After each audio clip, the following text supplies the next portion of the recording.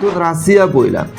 Shu kichik bo'lsa ham Rossiyaning deyarli barcha hududlarida noqonuniy migrantlarga qarshi reydlar uyushtirildi. Rossiya prezidenti, Rossiya armiyasi va chet elliklar bilan bog'liq yangi qonunchilikka kiritilgan o'zgarishni imzoladi. Moskvada o'zbekistonliklar uchun iftor kechasi bo'lib o'tdi. Belorussiyaning prezidenti shu o'zbekistonliklarni mamlakatga ishga taklif qilyapti. Assalomu alaykum do'stlar. Bugun 15-mart. Odatdagi hafta davomida sodir bo'lgan migrantlarga oid yangiliklarimizni boshlaymiz. Bu safargi noqonuniy migrantlarni aniqlashda Rossiyaning deyarli barcha hududlarida shu politsiya reydlarini o'tkazdi. Bu politsiya tekshiruvlari Krasnodar shahrida, Sankt-Peterburg shahrida, umuman shu Rossiyaning deyarli barcha viloyatlarida shu kichik bo'lsa ham shu aynan noqonuniy migrantlarni aniqlashda reyd tadbirlarini o'tkazdi. Bu politsiya tekshiruvlari Moskovskiy oblastida ham chetlab o'tmadi. Moskovskiy oblastida shu hostellar tekshirildi, bu yerda noqonuniy migrantlar aniqlandi. Bu yerda bo'lib turgan noqonuniy migrantlarga 5000 rubldan 7000 rublgacha jarima, ba'zi birlariga shu jarimani o'zi bilan cheklash, ba'zi birlarini esa shu migratsiya qonunchiligini qasddan buzganliklari sababli mamlakatdan chiqarib yuborish vidvareni qarorlari qo'llandi. Rossiya prezidenti shu Rossiya armiyasi bilan boshqa davlat fuqarolari bilan bog'liq yangi qonunchilikdagi o'zgarishni imzoladi.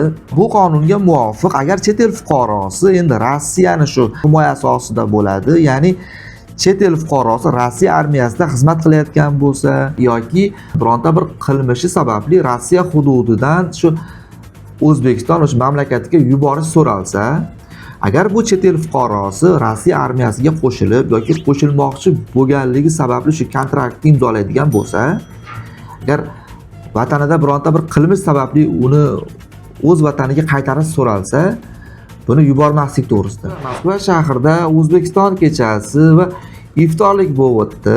O'zbekistonning Rossiyadagi elchixonasi tomonidan memorial masjidda iftorlik tashkil etildi.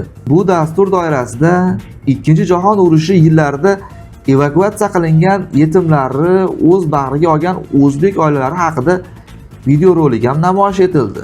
Va bu kecha so'ngida konsert dasturi taqdim etildi. Belorussiyaning prezidenti Lukashenko shu o'zbekistonliklarni mamlakatga ishlashga, oilaviy shodga kelishga, vaqtincha bo'lib ketishga taklif qilyapti. Ну, это наши люди. Мы с большим удовольствием, особенно семейных людей, приглашаем к себе. Мы берем людей на конкретную работу. Мы им предоставляем все возможности, услуги для их детей. Ясли, сад, школа, образование высшее на равных. Bu kishi o'zbekistonliklari o'zimizkilar deya atadi.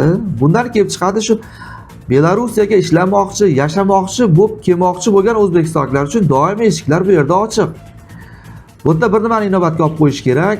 To'g'ri, Belorussiyaga kirib borish mumkin. Markaziy Osiyodan kelayotgan ishchilar, shu o'rinda shu o'zbekistonliklar aynan qo'shni davlatlardan shu Rossiyani tanlashadi.